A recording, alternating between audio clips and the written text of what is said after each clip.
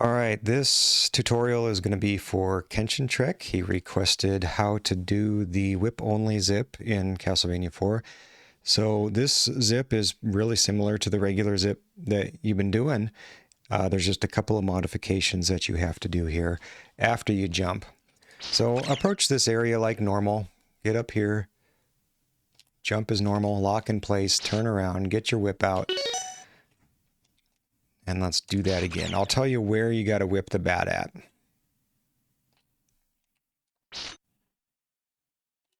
So right there, you see that bat and you see that green block behind him? There's that little black dot, and that bat's nose is kind of lined up with that little black dot. That's essentially where you want the bat to be when you do your back whip and you whip the bat there. So let's do that and we'll get into the wall here.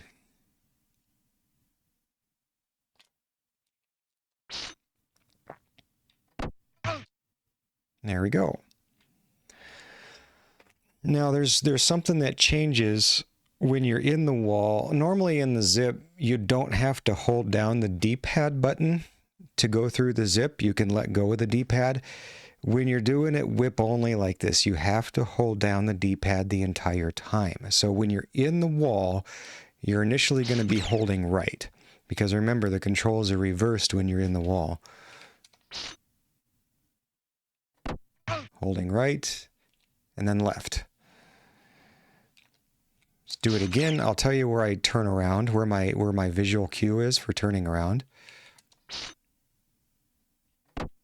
Hold it down. Oh, that's when you don't get the jump quite right.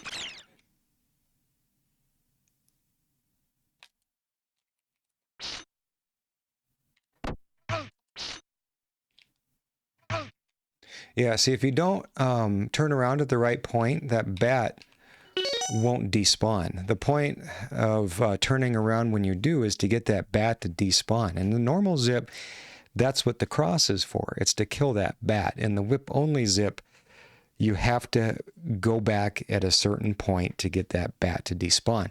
And see this block here, you have the lower one to the very left there, and you have the one that's slightly higher, right next to Simon's face. So that is your turnaround point. When that block leaves the screen, that's when you turn around. That's usually when you're going to have that bat get despawned.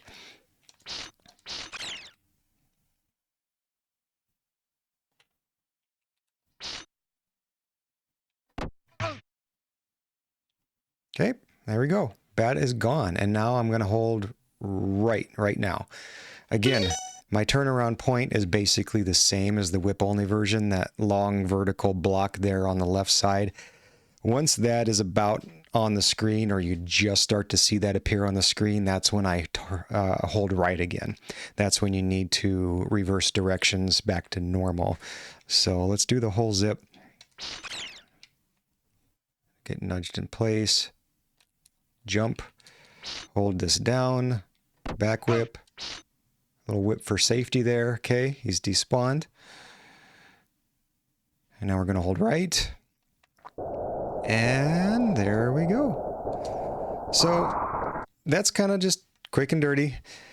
I hope this helps. Let me know if you have any other questions. Like I said, it was pretty straightforward. Nothing super complicated. It's pretty similar to the regular zip. You just have to modify a couple of your inputs. And the important thing is you got to remember to keep holding down on your D-pad when you're in the zip, because for some reason it doesn't like it when you let go of the D-pad. Like with the regular zip, you can.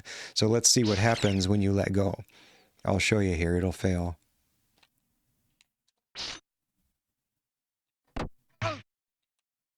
You fall down like that. And so you never get it to succeed if you don't hold it down. So it's a little weird, but I hope this helps. Again, let me know if you have any questions.